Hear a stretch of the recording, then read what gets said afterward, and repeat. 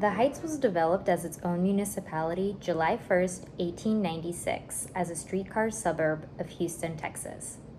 In 1900, the population was only about 800 people, and in 1919, it was annexed by the city of Houston.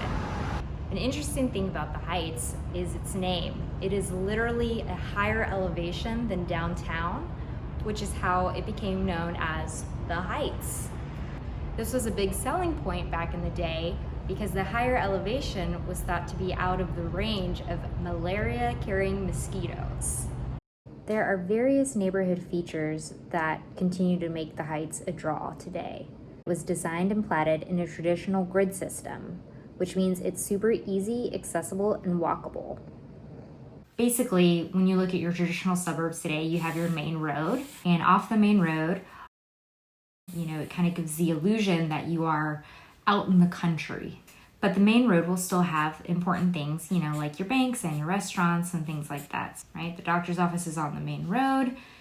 The Heights was developed as a grid system, so off of the main road, your streets go east and west and north and south. You still have your main things off the main road, like your hospitals and your restaurants. And if you are trying to get to a hospital and you live in the suburbs and you live a pin cap's distance away, you actually have to travel all of this to get to where you want to be.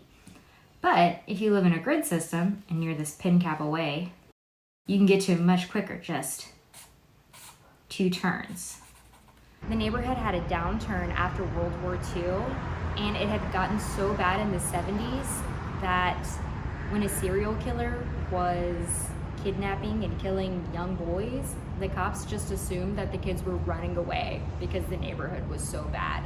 Starting in the 90s, it really became a hot spot for artists and local businesses.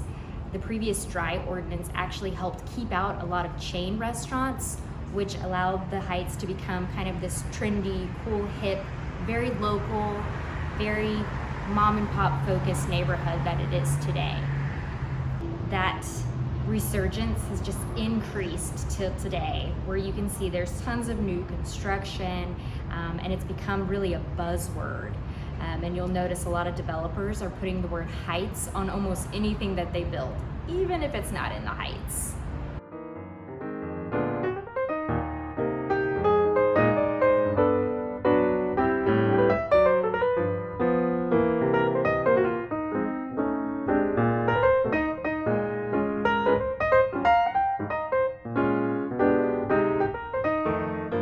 This basically shows you the subdivisions of the Greater Heights.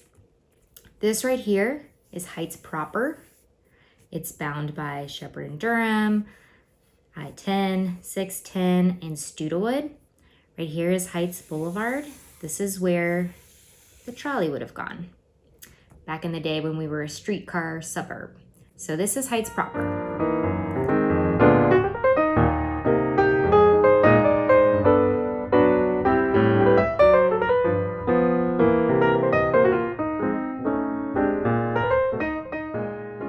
Shady Acres has different deed restrictions and things like that, and so it's not exactly the same neighborhood. Now you do see there are little kind of blips over.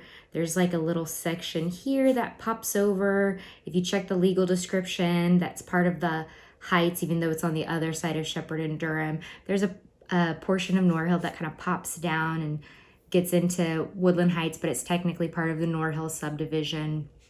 So there is a little bit of overlap, but really when you're talking about the Heights, this is the area that they are referring to. Why does it even matter if we call it the Heights or not? And the real reason is because of the history of all of these little individual subdivisions, and when they were created and how they were created, they have different restrictions, different deed restrictions, different historic restrictions, and that can affect what you can do with your house today, what you could do with your house in the future, what could happen around your house. And so all of these things could affect the value of your home for the future, and also your quality of life today. So we've taken this space here And we've zoomed it in to show you that just in that space alone, these are a lot of things that you need to be aware of. We have historic districts, which are these big color blocks. We have elementary attendance zones, which, are these lines that kind of go out through here. We have minimum lot size restrictions. This means you can't take the lot and subdivide it and put 6 townhomes where 1 single family house was.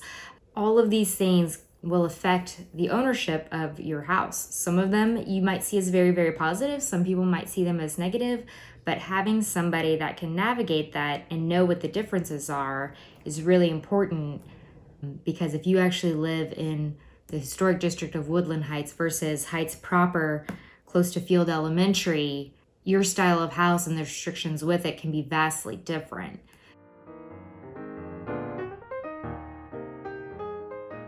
It continues to be popular, and it's a double-edged sword because with popularity, supply and demand, the prices have gone up, and this neighborhood has become relatively expensive, but it still has a charming small town feel, and it really is a small town in the middle of a big city. Thanks for hanging out with me today. I hope now you can tell people exactly where the Heights are in Houston. And please like and subscribe if you'd like to find out more about our cool city according to Mary Ann.